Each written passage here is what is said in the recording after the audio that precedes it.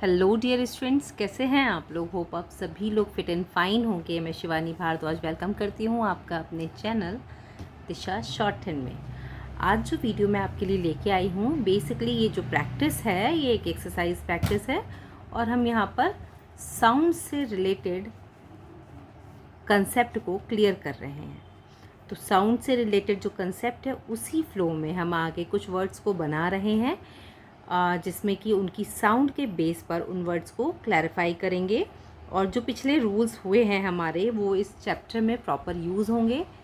तो कोशिश कीजिएगा कि आउटलाइन को आप प्रॉपर और अच्छे से समझ पाएँ, जिससे कि आपका डाउट क्लियरिंग कंसेप्ट सॉलिड हो जाए और आपको चीज़ें बहुत अच्छे से समझ में आ जाए, साउंड का कंसेप्ट बेसिकली क्लियर हो जाए, ताकि जब हम इन फ्यूचर आगे के वीडियोस में जब नए कंसेप्ट को फॉलो करेंगे तो ये जो इम्पॉर्टेंट कंसेप्ट है बॉबल्स का, ये आपके लिए किसी भी तरह की प्रॉब्लम को आप फेस ना करें। तो चलिए, without wasting a single minute of time, मैं शिवानी भारद्वाज वेलकम करती हूँ आपका और स्टार्ट करते हैं आज का वीडियो। Let's begin. हम यहाँ पर पहला जो वर्ड बना रहे हैं ये है कैप। कैप वर्ड में फर्स्ट प्लेस साउंड है, तो अब ये वर्ड जाएगा अबव द लाइन। तो हम किस तरह से लिखेंगे, देखिए कुछ इस तरह से इस वर्ड को लिखेंगे। चूँकि पहले लेटर की साउंड मैटर करती है और पहले लेटर में जो साउंड आ रही है वो above the line first place sound है, तो लेटर को भी अबव द लाइन हम बनाएंगे। कैच, यहाँ पर भी फर्स्ट प्लेस साउंड आ रही है। पाथ, देखिए साउंड में पहले कॉन्सोनेंट की साउंड मैटर करती है कि वो कहाँ पर आ रही है। उसी के बेस पर हम आगे की साउंड को ऐड ऑन करते रहते हैं और कॉन्सोनेंट को मैनेज करते हैं, ठीक है। तो पाथ, बात, अब यहाँ पर बी जो है वो डार्क आ जाएगा, ठीक। देखिए चूँकि मैं पेन से लिख रही हूँ तो थोड़ा सा लाइट और डार्क का कंसेप्ट में भी क्लियर ना हो, बट आप कॉन्सोनेंट का बेस समझिए कि पी लाइट है और बी डार्क है। ऐसे पैड,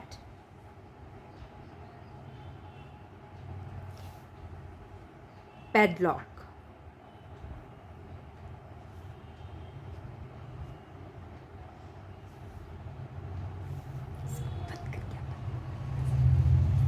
कैश,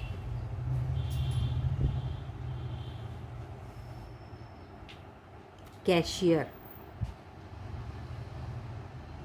कैशियर, ठीक है। ई की जो साउंड है वो इंटरवेनिंग हो जाएगी, यहाँ स्विच कर देंगे हम इसको और साउंड को रिप्रेजेंट कर लेंगे। आफ्टर दैट देखिए वर्ड आता है टंग, सेकंड प्लेस साउंड है, तो लेटर सेकंड प्लेस से शुरू हुआ। चंक,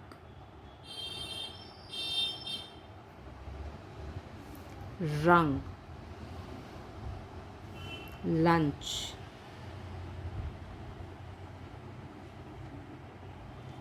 मंच,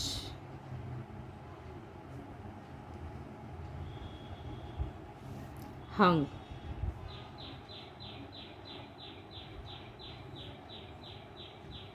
ऐसे भी लिख सकते हैं और एनजी वाला फॉर्म भी अप्लाई कर सकते हैं, एन को डार्क बना के। हंग, होप, हब,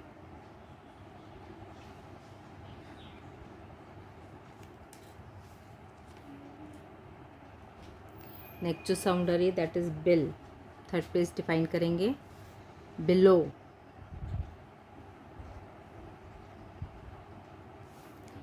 चीक,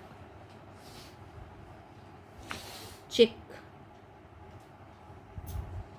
रीक, इंटरवेनिंग साउंड को यूज करी हूँ।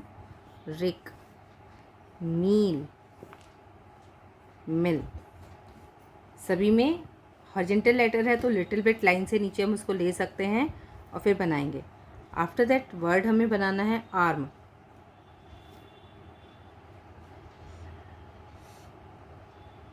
तो अगेन हम लाइन से ऊपर बनाएंगे इसको। आर्मी,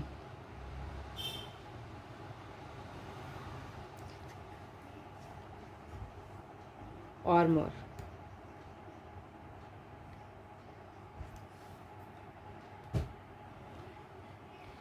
आर्मर में साउंड का और मॉर। आफ्टर दैट देखो साउंड आ रही है arc, archangel. The most important thing is कि कॉन्सोनेंट का जो कंसेप्ट है ना, वो माइंड में बहुत शार्प होना चाहिए। जितने ज़्यादा शार्प आपके माइंड में कॉन्सोनेंट होंगे, उतना ही ज़्यादा आप लेटर्स पे साउंड को प्लेस करने का कंसेप्ट क्लियर कर पाओगे। तो जैसे ही वर्ड सुनो, कोशिश करो कि उसके जो मेन कॉन्सोनेंट्स आ रहे हैं ना, वो आपके माइंड में शार्पली क्लिक कर जाएं कि वो कौन सा कॉन्सोनेंट है। ठीक है। इसके बाद देखो वर्ड आता है arrow, arrear,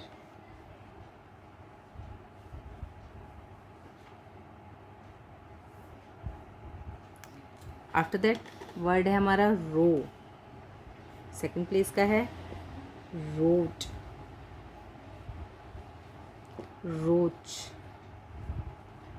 rogue,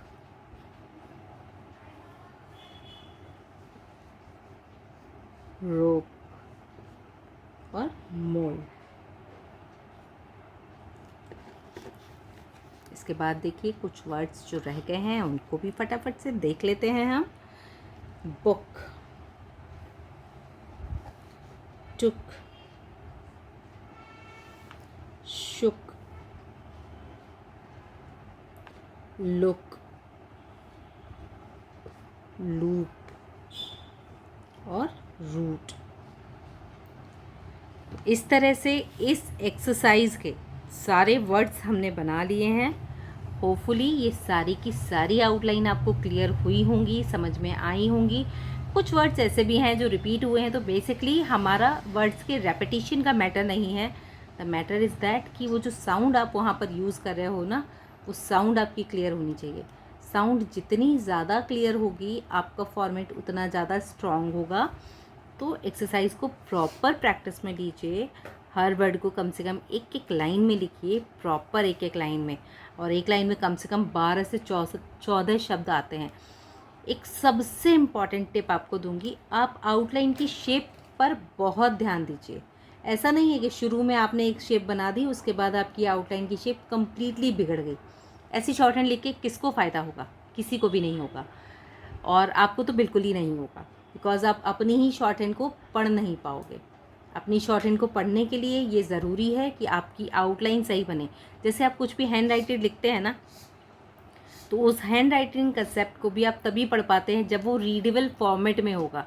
unreadable format तो आप नॉर्मल हैंड राइटिंग भी नहीं पढ़ सकते। तो इसलिए जो भी लेटर्स बनाएं वो रीडेबल फॉर्मेट में बनाएं, ताकि एट एनी कंडीशन आप उन लेटर्स को रीड कर पाएँ, पढ़ पाएँ।